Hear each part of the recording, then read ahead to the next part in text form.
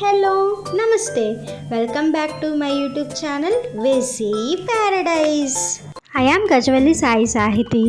ఈరోజు Ramzan recipe series స్పెషల్గా షీర్ కుర్మా ఎలా చేసుకోవాలో చూపించబోతున్నాను. షీర్ కుర్మా, షీర్ హూర్మా మీరు ఎలా పిలుస్తారు కమెంట్ చేయండి. ఈ స్వీట్కి ఎందుకు ఆ పేరు వచ్చింది, రమదాన్కి ఇది ఎందుకు అంత ఫేమస్ తెలుసుకోవాలనుకుంటున్నారా? అయితే వీడియోని స్కిప్ చేయకుండా లాస్ట్ వరకు చూడండి. ఈ స్పెషల్ డెజర్ట్ని టేస్ట్ చేశారు అంటే ప్యారడైజ్ అంటారు. మరి రెసిపీ ప్రాసెస్ చూసేద్దామా? Let's begin the recipe process.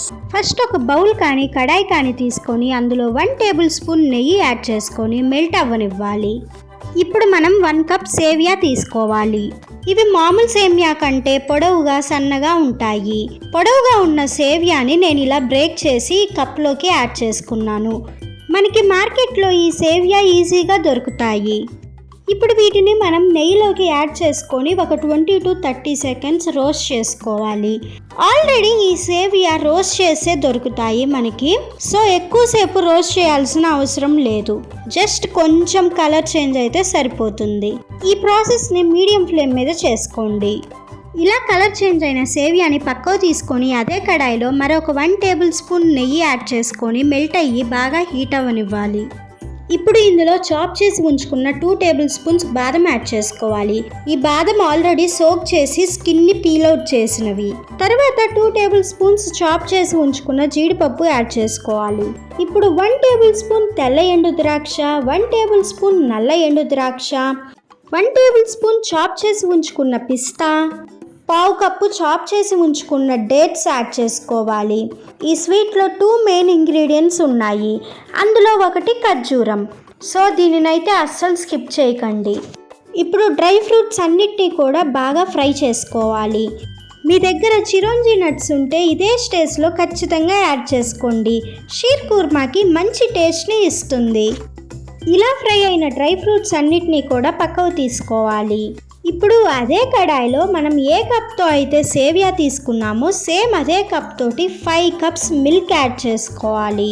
ఈ స్వీట్లో 2 మెయిన్ ఇంగ్రీడియంట్స్ అని చెప్పా కదా, సో పాలే సెకండ్ మెయిన్ ఇంగ్రీడియంట్ అనమాట. ఈ స్వీట్కి షీర్ కుర్మా అనే నేమ్ వచ్చిందే పాలు అండ్ ఖర్జూరం వల్ల. షీర్ అంటే పాలు, కుర్మా అంటే ఖర్జూరం.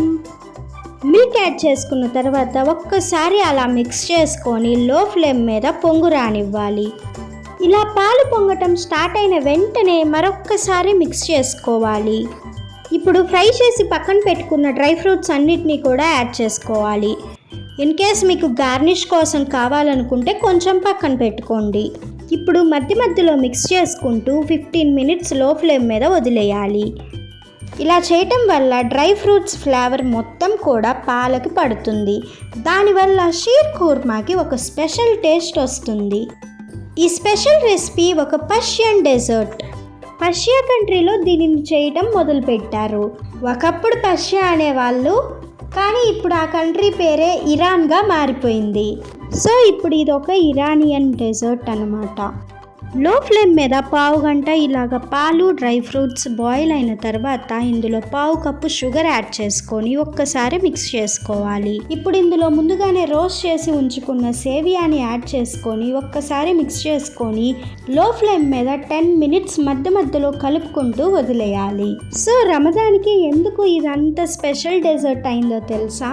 రంజాన్ మంత్ మొత్తం కూడా ఫాస్టింగ్ ఉంటారు కదా, ఫాస్టింగ్ని బ్రేక్ చేయడానికి ఇఫ్తార్ టైంలో ఖర్జూరం తిని మోస్ట్లీ బ్రేక్ చేస్తూ ఉంటారనమాట. సో ఈ డెజర్ట్లో డేట్స్ అనేది ఒక మెయిన్ ఇంగ్రీడియంట్ కాబట్టి దీనికి అంత స్పెషల్ ఇంపార్టెన్స్ ఉందన్నమాట. 10 మినిట్స్ తర్వాత 1 టీ స్పూన్ యాలకుల పొడి, చిటికెడు కుంకుమ పువ్వు యాడ్ చేసుకోండి. మీ దగ్గర కుంకుమ పువ్వు ఎసెన్స్ ఉన్నా కూడా యాడ్ చేసుకోవచ్చు. ఇది కన్ఫామ్గా యాడ్ చేయాలని అయితే లేదు. షీర్ కుర్మాకి మంచి న్యాచురల్ కలర్ వస్తుందని ఇది యాడ్ చేసుకుంటున్నాము. ఒక్కసారి మిక్స్ చేసుకొని ఇలా పొంగు వచ్చిన వెంటనే స్టవ్ ఆఫ్ చేసుకోవాలి. మీరు ఇక్కడ చూస్తున్నట్లు అయితే షీర్ కుర్మా మరీ ఎక్కువ పల్చగా అయితే లేదు. ఇన్ కేస్ మీకు కనుక ఎక్కువ పల్చగా కావాలనుకుంటే ఇంకొక కప్ మిల్క్ ఎక్స్ట్రా యాడ్ చేసుకోండి, సరిపోతుంది. సో షీర్ కుర్మాని వేడిగా సర్వ్ చేసుకున్న, చల్లారిన తర్వాత సర్వ్ చేసుకున్న, ఫ్రిడ్జ్లో పెట్టుకొని చల్లగా సర్వ్ చేసుకున్న, ఎలా సర్వ్ చేసుకున్న టేస్ట్ అయితే ఎమ్మీగా ఉంటుంది. నేనైతే పక్కా ఇస్లామిక్ స్టైల్లో ఈ రెసిపీ ప్రాసెస్ని చూపించడానికి ట్రై చేశాను. ఏమైనా మోడిఫికేషన్స్ ఉంటే ఖచ్చితంగా కమెంట్ సెక్షన్లో చెప్పండి. నాకు తెలిసిన షీర్ కుర్మా హిస్టరీ గురించి, దీని యొక్క సిగ్నిఫికెన్స్ గురించి మొత్తం కూడా చెప్పాను. ఇంకా ఏమైనా ఉంటే ఖచ్చితంగా కమెంట్ చేయండి. రెసిపీ నచ్చిందా? అయితే ఖచ్చితంగా ట్రై చేసి చూడండి. Stay tune for more interesting recipes. Please do watch, like, share, comment and subscribe to my YouTube channel. Thank you for watching. Bye bye.